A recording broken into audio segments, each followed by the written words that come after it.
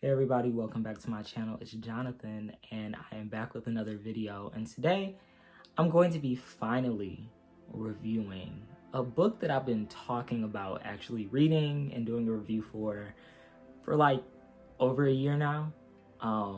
And I finally got around to actually reading the book and watching the film adaptation of it. And that book is B-Boy Blues by James Earl Hardy. So if you're interested in hearing my thoughts on the book and also the film adaptation, keep watching and let's get right into this video.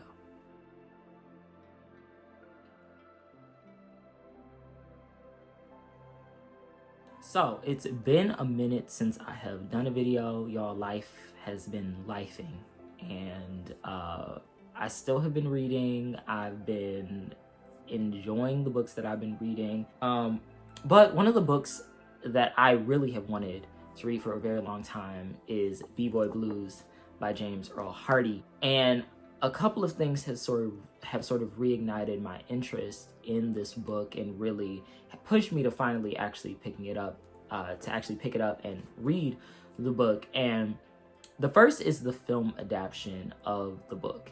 And the film adaptation of the book came out earlier this year. Jesse Smollett was the executive producer of the film.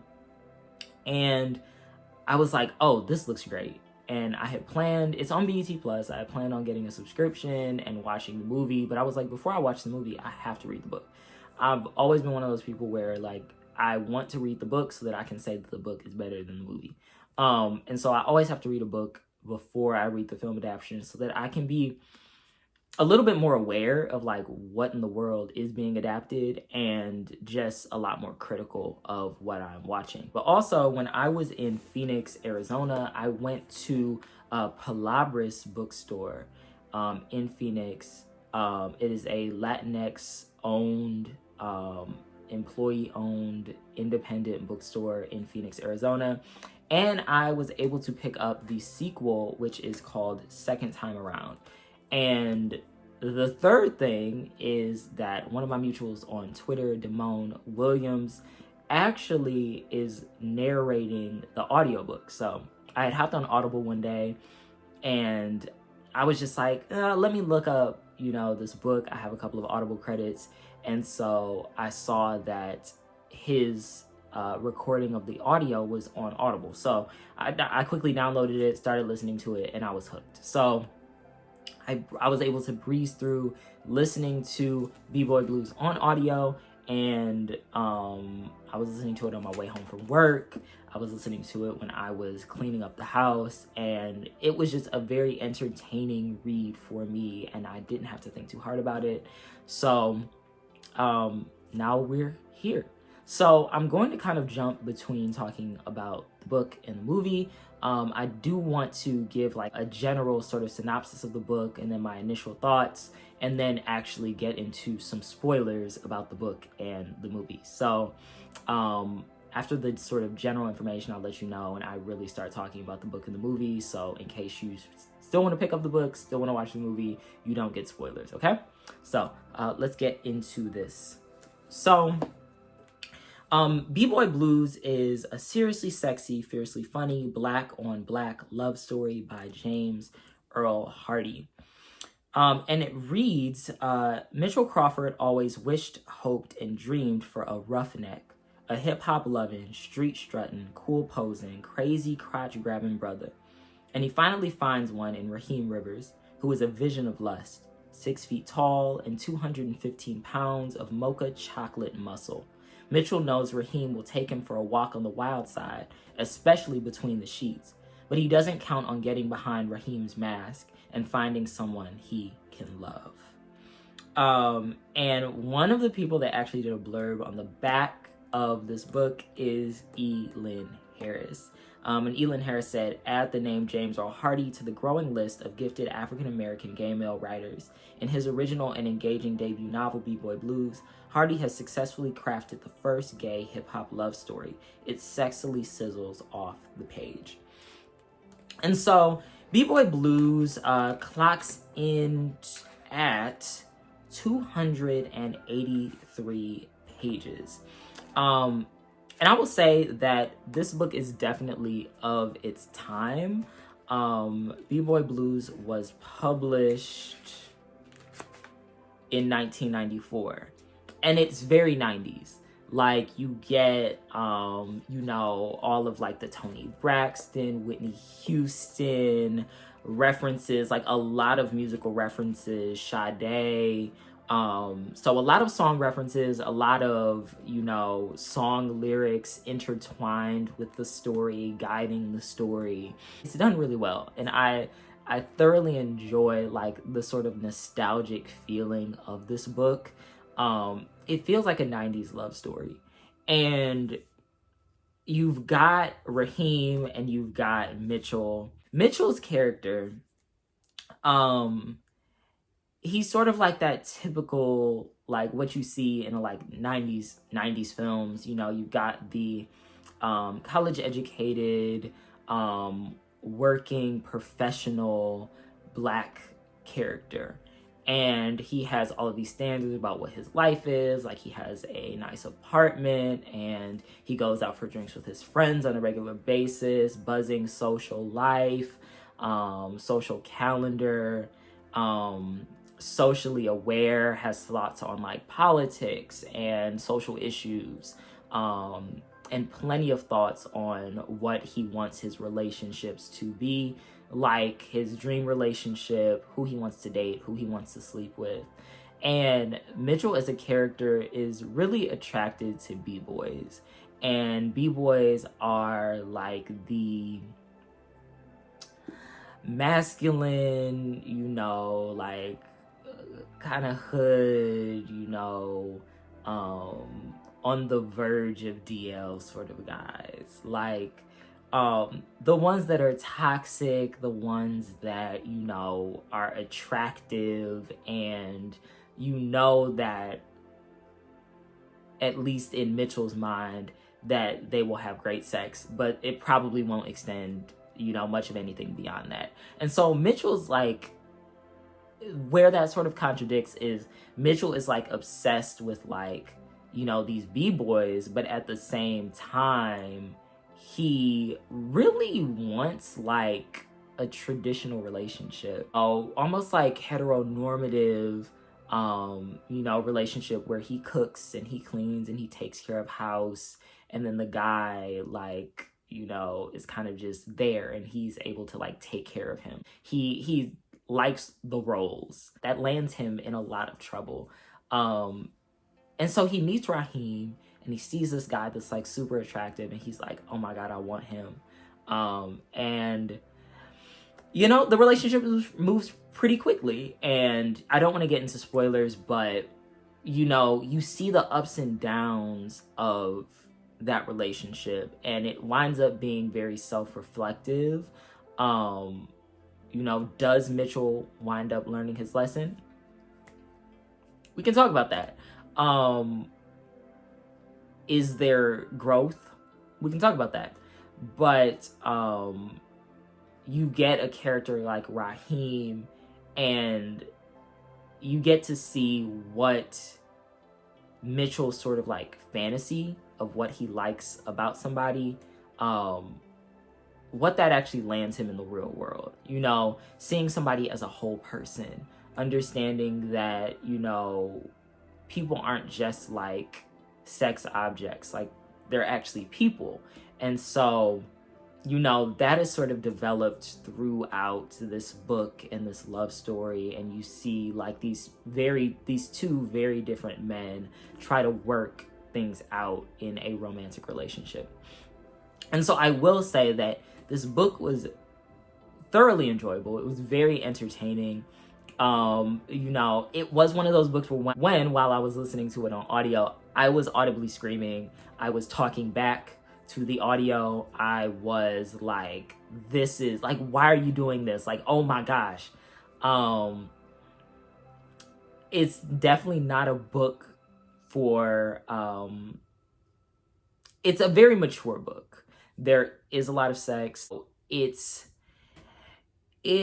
borderlines on, like, it's very erotic. I will say the text is very erotic. So just go into it knowing that. If you plan on listening to the audiobook, it's probably not something that you want to like listen to just like without headphones in. You will blush. Definitely don't roll through the drive-through listening to it and then have to roll your window down, because I did do that once, and it was I had to very quickly turn down the audio because it was a lot. It was a lot, but it's great. You know, it's one of those books you sit down, pour a glass of wine, and just sink into. And so I would definitely recommend it. And now this is where my initial review stops, and I'm going to talk about spoilers. Cut the cameras. Deadass. Because I'm also going to get into the film. So, B-Boy Blues was adapted into a film, and Jesse Smollett was directed and produced it, and it is available on BT Plus. So get that, you know, free trial, that 9-day free trial, and then quickly cancel it. The movie cleaned up a lot of what my issues were with the book. This book is very, and I think I talked about this in terms of some of Elin Harris's books. When it comes to like some of the political views, it's very like 90s middle class Black, you know, privileged sort of perspectives on a lot of things in Black culture, specifically when it comes to Mitchell's character. I rolled my eyes at a lot of his perspectives on different things. So there is one particular I really don't care I really don't care for how he objectifies Raheem, and because he's like this masculine, muscular Black man, he's like, he very much so fetishizes him, and his friends actually bring it up in the book. Which I do appreciate about that, but I don't know if he necessarily like gets that through his head. He coddles Raheem a lot. Their relationship is very, very toxic. And a lot of the initial actions would be reason to just completely cut somebody off. Raheem has a child that he suddenly pulls up to the house with one day and just reveals that he has a child, and Mitchell is just like, oh, okay, cool, you have a kid, like he can come over anytime, which I don't think is very realistic. Mitchell's kind of like, Mitchell lets Raheem get away with a lot of things. Raheem is very jealous. Raheem is abusive. And there is a moment of physical abuse in the book, which they do show in the film. When it comes to Mitchell's perspectives, Mitchell is very elitist, in my opinion. There is one particular blow up in the book, which they do show in the movie, but they add a little bit more they add a few more layers to it, where it does actually sort of, it makes it a little bit, it makes you a little bit less aggravated with Mitchell. But there's a specific confrontation in the film, and y'all let me know how you feel about this in the comments. But Mitchell gets very pissed off because Raheem's friend DC and his other friend come over the house, and Mitchell is in the kitchen cooking up food for them. He's like taking care of them, fixing plates, you know, the whole nine. And DC uses the N-word, and you know, uses it a couple of times, and then actually directs the N-word at Mitchell. I mean, and like with an A, he just calls him, he says nigga. Mitchell gets very upset about DC calling him a nigga, using the word, and Mitchell is just like, you know, don't call me that, don't call me, you know, the N-word. And he says it with like the hard ER. And DC's like, I didn't call you that, I said nigga. And Mitchell just starts going off about, you know, like, why would you use a word that, like, it turns into the N-word debate. something that I feel like is completely unproductive. And I mean, it's something, it was, there was room for discussion for it in the 90s. Like, you know, like there was the whole, like the NAACP, like doing, like putting on a funeral for the N-word. So this actually happened in 2007, which feels so long ago, but my point still stands. Y'all just, and you can feel how you feel. You can have your personal feelings about like whether or not you say nigga. But it ends up like really just like blowing up. And I feel like Raheem's character was not able to fully articulate you know, a defense of being able to, you know, of just saying nigga. And so it winds up where Mitchell has this very like self-righteous stance on the use of the word, and like if you don't love yourself, you don't love your people if you use the word. And it was just a lot. Mitchell's character began to really annoy me at that point, and I was like, you don't seem to understand, you know, that there are, that you come from a very privileged background, and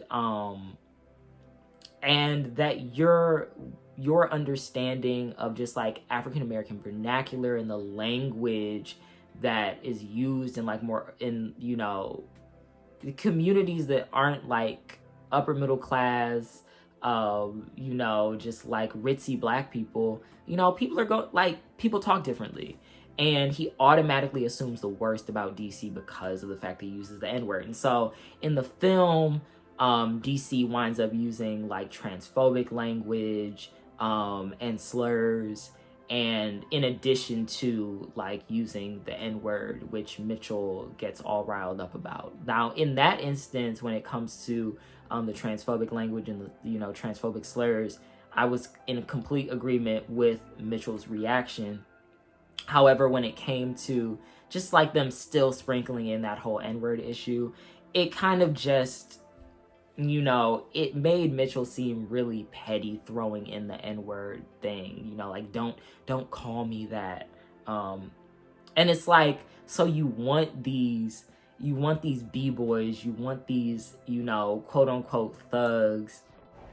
My camera cut off right during this part, but essentially what I was saying was Mitchell really wants these b-boys, these hood guys, but he does not want any of the culture that he does not understand or agree with that comes with that sort of man. And that's frustrating, and it continues to be extremely frustrating. He doesn't see the humanity in Raheem pretty much the entire book. But then when it comes to Raheem specifically, I just think that their relationship was not healthy overall. Raheem is extremely immature. And I think that they're just in two completely different places in their life, where a relationship between them is just not healthy. The line that I really think was completely crossed in the book and also in the film, and they wind up resolving it a little bit too quickly, is when Raheem actually physically assaults Mitchell. And it's all because Mitchell says that, you know, he uses the F slur. Raheem calls him that, and then Mitchell was like, well, if I'm F slur, then if I'm a F slur, then you are one also. And then Raheem just clocks him. And like, it was bad. The way it was described in the book was very bad. And then so they resolve it by Raheem showing up to Mitchell's door with his son, using him as sort of like bait, in order to get into the house. And then he quote unquote apologizes. I wasn't sold. I didn't think it was good enough. So that really frustrated me. It frustrated me to no end, because I think that just when you're displaying relationships, you know, seeing the way that Mitchell forgave him, I think there needed to be a little bit more work done before he just took him back.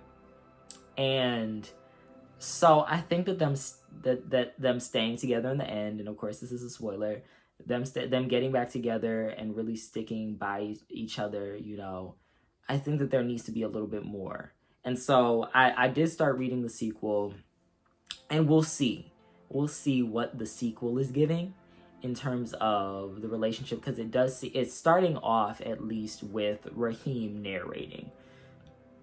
So seeing his perspective will be interesting. Yeah, Broderick Hunter being in the movie was a 10 out of 10 for me. Thoroughly enjoyed it. I think that all those actors were great. They were very attractive. And I think that they did a great job. It was nice seeing some dark brown men in love on screen, and the fact that their friendships, like the friends were all, you know, a nice melanated shade, which I think we lack a lot of the times when they do queer Black films. Is always, you know, it's a little light bright. It's a little light bright. And so I think they did a great job with casting. The acting was good. And, you know, I will say that the ending was a little abrupt. I expected a little bit more to happen, but it definitely ended very quickly. They wrapped things up very quickly. But overall, I really think that it is worth watching. It's worth taking the time out to read. And so I definitely would recommend checking out B-Boy Blues, both the film and the book. And then if you have read the book and you did not know that there was a sequel, definitely check out the sequel second time around. And when I finish it, I will definitely upload a review. So let me know what you thought about B-Boy Blues, what you thought about the film, what you thought about the book. And, you know, maybe we can talk about this a little bit more over on my Patreon, which I just created. I'll include the link down in the description box below. Subscribe, and then I'll start putting a little bit more content up on there. I've got some plans for TikTok also, involving a little bit of liquor, so for the 21 plus crowd. So I'm super excited to put more content out here, do some more reviews, and get back at it. Thank you for 3,000 subscribers. Y'all are amazing. I really appreciate it. And I will catch y'all in the next one. And always remember that you are loved.